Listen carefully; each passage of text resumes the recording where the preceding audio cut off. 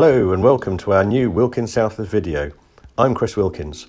At Wilkins Southworth, we always explore the problem to ensure that you get the most proactive and best tax advice. In a move that has sparked both cautious optimism and widespread concern, Revenue and Customs, HMRC, has announced it will cease most of its outbound postal communications by the end of the current Parliament. The government claims the shift will save £50 million annually, which is undoubtedly a tempting headline figure. But behind the budget lines lie deeper issues with access, accountability, and the fundamental nature of public service. Under the new policy, HMRC will continue to send letters only when revenue needs to be collected, typically tax demands or enforcement notices. Routine reminders, informational updates and many other touch points will now be confined to taxpayer online accounts. This is progress in theory. In practice, it risks becoming yet another example of cost efficiency trumping taxpayer experience. Short-term pain, long-term gain. So is this a long overdue digital transformation or a short-sighted cost-cutting measure? Many in the finance industry believe the answer lies somewhere in the middle. But the risks of going all digital are too significant to ignore. Here's what businesses, individuals and advisors need to understand and why this shift should prompt not just a policy update, but a fundamental rethink on how we communicate with the UK's tax authority. A digital leap or a service retreat? HMRC's ambition to become a digital-first organisation isn't new. It has been well flagged in recent years. The Making Tax Digital (MTD) initiative has been years in the making, with increasing moves to digitise VAT, income tax and corporation tax reporting. What's changed is tone and urgency, as seen in the latest spending review. The government signalled a significant step, eliminating 75% of HMRC's outbound post. This would impact millions of taxpayers, particularly those not yet using or able to access digital services. While HMRC spokespersons framed the change as aligned with modern-day expectations, many industry voices have raised serious concerns. Antonia Stokes of the Low Incomes Tax Reform Group noted that digitally excluded taxpayers risk being left in the dark, potentially missing essential obligations and eroding trust in the system. Sean McCann of NFU Mutual took it further. It appears HMRC won't write to you unless you owe them money. He warned that this could reduce the number of people claiming tax refunds, with older or less tech-savvy individuals losing out simply because they weren't aware they were due a rebate. This seems less like evolution and more like retreat for a department already facing criticism over customer service standards. Who really loses when the post stops? HMRC's decision assumes a level of digital readiness that, frankly, doesn't exist for all taxpayers. While many are online and comfortable with digital tools, a significant proportion of the population, often older, rural or vulnerable, rely on physical correspondence. According to Ofcom data, around 4.5 million UK adults do not have internet access at home, and many more have limited digital literacy, struggle with internet access, or simply lack confidence in navigating government systems. For these individuals, receiving a physical letter is not just convenient, it's essential. The risk isn't just that online messages will not be read, it's that they will not be seen at all. At Wilkins Southworth, we regularly assist clients who have been unaware of messages in their government gateway accounts, sometimes for months. This has resulted in missed deadlines, penalties, and costly rectifications in more than one case. Many taxpayers, especially those without regular advisor contact, may fail to act in time if physical letters stop arriving. This is not out of negligence, but simply because they were unaware that action was needed. An overloaded system now with less support. Let's not forget the broader backdrop. HMRC is already grappling with record-breaking delays and mounting complaints. Call waiting times have more than doubled in the past 5 years, with callers spending a cumulative 7 million hours on hold in the 2022-23 tax year, the equivalent of 798 years.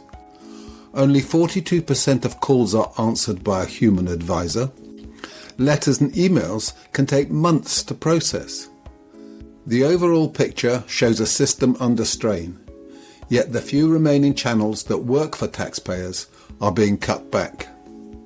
This latest move is part of a wider trend: fewer phone lines, fewer letters, fewer humans, and a plan for 90% of taxpayer interactions to occur online. However, unless HMRC is prepared to invest heavily in the quality, usability, and accessibility of its digital infrastructure, that 90% target could come at a cost of service quality, compliance, and public trust. A risk to compliance and voluntary engagement. Any modern tax system should promote voluntary compliance by making it as straightforward as possible for taxpayers to meet their obligations. The decision to stop sending letters undermines that goal. Why? Because letters, especially from HMRC, carry psychological weight. To put it bluntly, they get noticed and prompt action.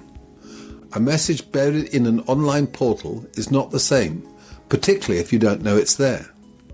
The unintended consequence could be a rise in missed returns, penalties, and unclaimed reliefs. It's not hard to imagine a taxpayer misses a digital notification, fails to respond, and suddenly finds themselves in breach through no real fault of their own. The problem is worse for those with legitimate rebates or refunds. If HMRC doesn't write to inform them and they don't know to check their accounts, those funds would simply go unclaimed.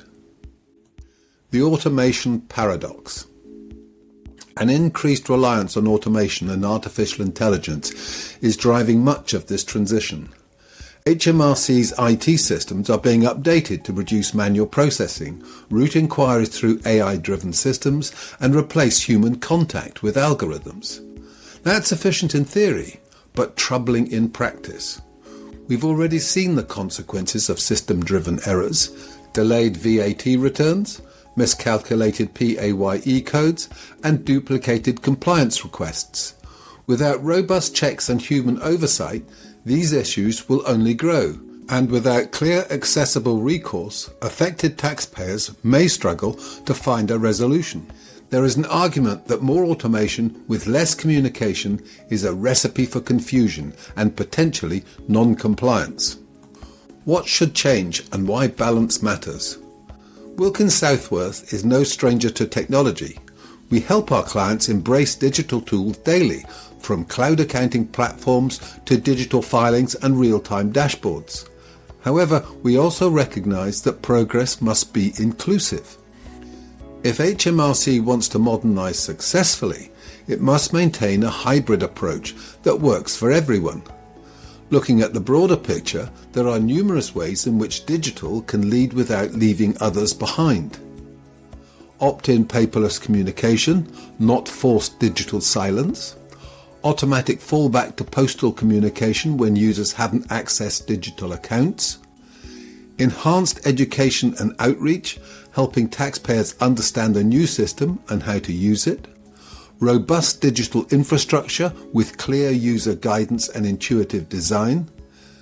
Dedicated support for vulnerable taxpayers, including older individuals and those with accessibility needs. Retention of core postal and phone services, at least until digital services have proven to be universally effective. This isn't about resisting change, it's about ensuring the change is fair, functional, and doesn't damage trust in the process. Is cheaper always smarter? A potential £50 million saving is undoubtedly a significant figure. However, it pales in comparison to the cost of reduced compliance, increased errors, and growing mistrust in the system. If just a fraction of taxpayers miss deadlines or abandon claims due to communication breakdowns, those savings could quickly be eclipsed by lost revenue and enforcement costs. The risk is not just operational, it's reputational. When taxpayers feel ignored or shut out, their engagement drops. Compliance becomes a chore and trust deteriorates. For a tax system to work, there must be confidence in its fairness, clarity and accessibility. Digital transformation should support that, not undermine it. Final thoughts. HMRC's move to cut most postal communications is not simply an administrative tweak. It's a fundamental change in how the department interacts with millions of taxpayers. While digitisation offers clear, long-term benefits, nobody is disputing this. Rolling it out without appropriate safeguards risks leaving a growing number behind. Many experts are urging HMRC and policymakers to reconsider the pace and scope of this transition. A balanced, inclusive approach is essential to ensure that paper savings don't come at the expense of service, compliance and public trust. At Wilkins Southworth, we continue to support clients through every stage of their interaction with HMRC, digital or otherwise. Contact us today by leaving a message on our website if you are unsure how these changes might affect you and your business, because navigating the tax system shouldn't feel like a guessing game. By the way, don't forget to subscribe to learn about other videos in this series.